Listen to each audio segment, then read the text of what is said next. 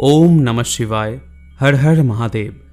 बंधुरा आज 27 श्रावण 12 আগস্ট सोमवार।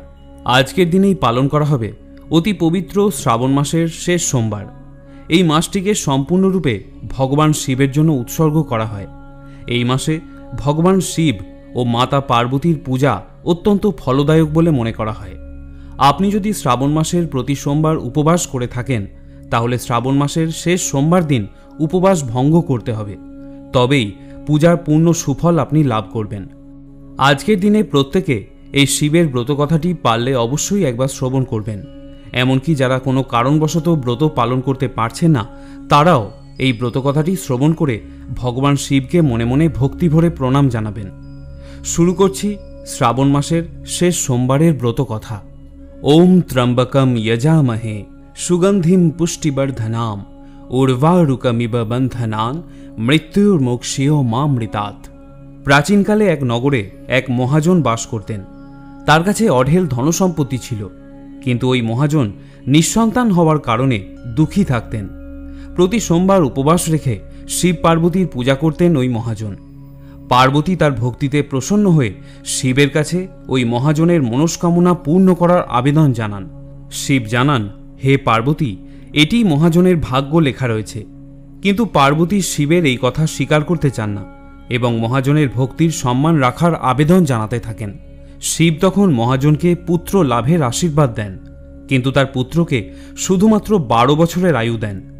এই কথা শুনে মহাজন খুবই আনন্দিত হল, আবার খুবই দুঃখও পেল। কিন্তু সে ভগবানের পূজা বন্ধ করল না। সে নিয়মিত সোমবারের উপবাস রাখত এবং ব্রতকথা শুনত। শিবের আশীর্বাদে মহাজনের ঘরে পুত্র সন্তান জন্মগ্রহণ করে। পুত্রের যখন 11 বছর বয়স হল তখন মহাজন তাকে কাশীতে পাঠিয়ে দিলেন শিক্ষা গ্রহণের জন্য। মামার সঙ্গে কাশীর উদ্দেশ্যে রওনা দেয় মহাজনের পুত্র। মহাজন তার পুত্রকে কিছু ধনসম্পত্তি দিয়ে বলেন যে পথে যজ্ঞ করবে এবং যেখানে যজ্ঞ করাবে সেখানে ব্রাহ্মণদের অবশ্যই ভোজন করাবে এবং দক্ষিণা দিয়ে তারপর অগ্রসর হয়ে যাবে।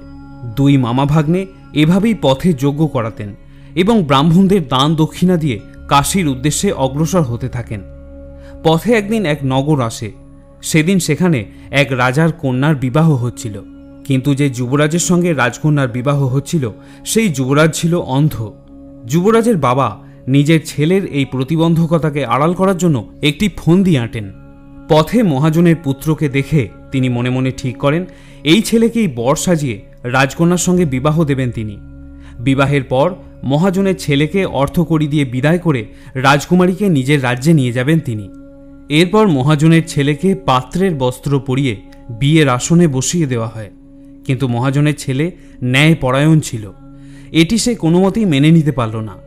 সুযোগ বুঝে মহাজনের ছেলে রাজকুমারীর আঁচলে লিখে দেয় যে তোমার বিয়ে আমার সঙ্গে হয়েছে, কিন্তু যে যুবরাজের সঙ্গে তোমাকে পাঠানো হবে সে এক চোখে অন্ধ। আমি কাশী পড়তে যাচ্ছি। এই বিষয়টি জানার পর রাজকুমারী নিজের মা বাবাকে এই সম্পর্কে জানায়। রাজা নিজের কন্যাকে বিদায় করেন না, বরযাত্রী ফিরে গেল। অন্যদিকে মহাজনের ছেলে এবং তার মামা কাশী পৌঁছে সেখানে যজ্ঞ করান। যেদিন ছেলের বয়স 12 বছর হয় সেই দিন যজ্ঞ রাখা হয়েছিল। ছেলেটি নিজের মামাকে বলে, আমার শরীর ভালো লাগছে না। মামা বললেন, তুমি ভিতরে গিয়ে শুয়ে পড়ো। ভগবান শিবের কথা মতো কিছুক্ষণের মধ্যেই ছেলেটি শেষ নিঃশ্বাস ত্যাগ করে। মৃত ভাগ্নেকে দেখে মামা বিলাপ করতে শুরু করেন। সেই সময় শিব এবং পার্বতী সেদিক দিয়েই যাচ্ছিলেন। পার্বতী বললেন, প্রভু, এর কান্নার স্বর আমি সহ্য করতে পারছি না, আপনি এই ব্যক্তির কষ্ট দূর করে দিন। পার্বতীর আবেদনে শিব মৃত বালককে জীবিত হওয়ার আশীর্বাদ দেন। শিবের আশীর্বাদে সেই বালক জীবিত হয়ে যায়। শিক্ষা সমাপ্ত করে সেই নিজের নগরীর উদ্দেশ্যে রওনা হয়। পথে পুনরায় সেই নগরে পৌঁছায় যেখানে রাজকন্যার সঙ্গে ছেলেটির বিবাহ হয়েছিল। সেই নগরেও যজ্ঞের আয়োজন করে তারা। ছেলেটির শ্বশুর তাকে চিনতে পেরে যায়। তার আপ্যায়ন করে নিজের মেয়েকে তার সঙ্গে বিদায় জানায়। এদিকে মহাজন এবং তার স্ত্রী অভুক্ত অবস্থায় ছেলের প্রতীক্ষায় বসে থাকেন। প্রতিজ্ঞা করেছিলেন যে ছেলের মৃত্যু সংবাদ পেলে তারাও প্রাণত্যাগ করবেন। কিন্তু ছেলের জীবিত হওয়ার সংবাদ পেয়ে তারা অত্যন্ত আনন্দিত হয়ে পড়েন। সেই রাতে মহাজনের স্বপ্নে এসে শিব বলেন, হে শ্রেষ্ঠী, আমি তোমার সোমবারের উপবাস ও ব্রত পালনে অত্যন্ত সন্তুষ্ট হয়েছি এবং তোমার ছেলেকে দীর্ঘায়ুর আশীর্বাদ প্রদান করেছি। যে ব্যক্তি সোমবারের উপবাস করে এবং এই ব্রতকথা শ্রবণ করে তার সমস্ত দুঃখ দূর হয় এবং সমস্ত মনস্কামনা পূর্ণ হয়। সোমবারের ব্রতকথা নিয়ে আরেকটি পৌরাণিক কাহিনী শুনতে পাওয়া যায়। একদিন মহাদেব মৃত্যুলোকে ঘুরতে ঘুরতে অমরাবতীতে এসে পৌঁছালেন। সেখানে মৃত্যুপুরীর রাজা তার জন্য বিশাল এক সুন্দর মন্দির নির্মাণ করেছিলেন। মহাদেব অত্যন্ত মুগ্ধ হয়ে দেবী পার্বতীর সাথে কিছুকাল সেখানেই বাস করতে শুরু করলেন। একদিন পার্বতী মহাদেবের কাছে পাশা খেলার ইচ্ছা প্রকাশ করলেন। তিনিও সঙ্গে সঙ্গে রাজি হয়ে গেলেন। খেলা সবে শুরু করতে যাবেন এমন সময় সেখানে এসে উপস্থিত হলেন সেই মন্দিরের পুরোহিত। পার্বতী তাকে জিজ্ঞাসা করলেন, আচ্ছা বলুন তো, কে জিতবে এই খেলায়? পুরোহিত কিছু না ভেবেই উত্তর দিল, ভোলানাথই জিতবেন। কিন্তু খেলা শেষে দেখা গেল দেবী পার্বতী জিতেছেন। পার্বতী তাকে বললেন যে তিনি মিথ্যা কথা বলেছিলেন এবং এই অপরাধে তাকে অভিশাপ দিলেন যে তার কুষ্ঠ হবে। সেই পুরোহিত পার্বতীর অভিশাপে একজন কুষ্ঠ রোগীতে পরিণত হলেন এবং সেইভাবেই জীবনযাপন করতে শুরু করলেন। এরপর বেশ কিছুকাল কেটে যায়। একদিন সেই মন্দিরে কিছু অপ্সরা মন্দিরে পূজা দিতে এলেন। পুরোহিতের এই অবস্থা দেখে তারা এর কারণ জিজ্ঞাসা করলেন। পুরোহিত তাদের সমস্ত গল্পই খুলে বললেন। তখন সেই অপ্সরা তাকে 16 সোমবারের ব্রত করার পরামর্শ দিলেন। সেই অনুযায়ী পুরোহিত অত্যন্ত নিষ্ঠার সঙ্গে 16টা সোমবার ধরে এই ব্রত পালন করলেন।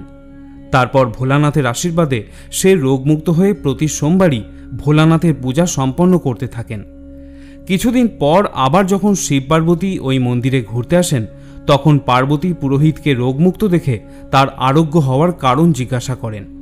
পুরোহিত তাকে 16 সোমবারের কথা বলেন। এই শুনে পার্বতীও 16 সোমবারের ব্রত করার ইচ্ছা প্রকাশ করেন। পার্বতীর পুত্র কার্তিক মায়ের ওপরে রেগেছিলেন। পার্বতী 16 সোমবারের ব্রত করার পর কার্তিক বাধ্য সন্তানের মতো মায়ের কাছে ফিরে এসে কি ব্যাপার জিজ্ঞাসা করেন। তখন পার্বতী তাকে 16 সোমবারের কথা বলেন। কার্তিকও এই ব্রত পালন করে তার এক ব্রাহ্মণ বন্ধুকে কাছে পেয়ে যান। বন্ধুটি কার্তিকের কাছে জানতে চায় যে কি করে তাদের মিলন সম্ভব হলো।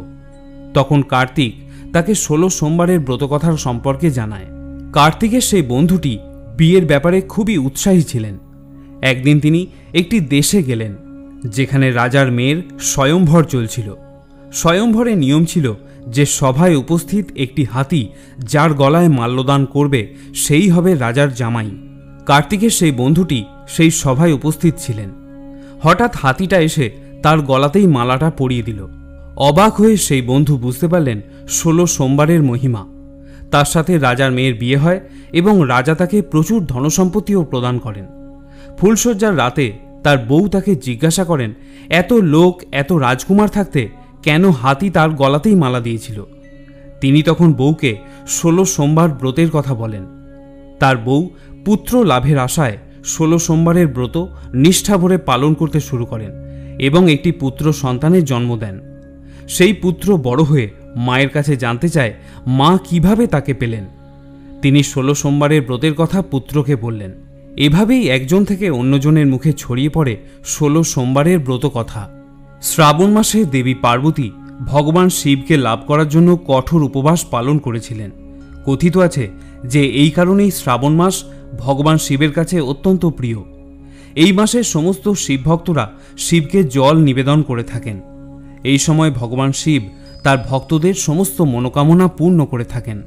তাই আজকের দিনে ভগবান শিবকে জল এবং কালো তিল নিবেদন করে এই ব্রতকথাটি পারলে অবশ্যই একবার শ্রবণ করবেন এবং তার সাথে দিনের যে কোনো সময় শিবের পঞ্চাক্ষরী মন্ত্র ওম নমঃ শিবায় 108 বার জপ করবেন।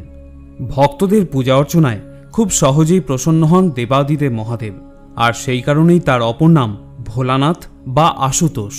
শুধুমাত্র জল অভিষেকে সন্তুষ্ট হয়েই ভক্তদের সমস্ত দুঃখ কষ্ট দূর করেন দেবাদিদেব মহাদেব। সোমবার উপবাস রাখলে কঠিন সমস্যা থেকেও মুক্তি লাভ করা সম্ভব। দেবাদিদেব মহাদেবকে জল অর্পণ করার সময় এই মন্ত্রটি উচ্চারণ করুন। ওম ত্রম্বকম যজামহে সুগন্ধিম পুষ্টিবর্ধনাম উর্বারুকমিব বন্ধনাৎ মৃত্যুর মোক্ষীয় মামৃতাৎ। আপনাদের সুবিধার্থে এই মন্ত্রটি আমি স্ক্রিনে দিয়ে দিলাম। শ্রোতা বন্ধুরা, এই ব্রতকথা শ্রবণ করে যদি আপনার ভালো লাগে তাহলে ভিডিওটিতে অবশ্যই একটি লাইক করবেন এবং তার সাথে কমেন্টে অবশ্যই লিখবেন হর হর মহাদেব। সকলে ভালো থাকুন, সুস্থ থাকুন। জয় শিব শম্ভু। ওম নমঃ শিবায়।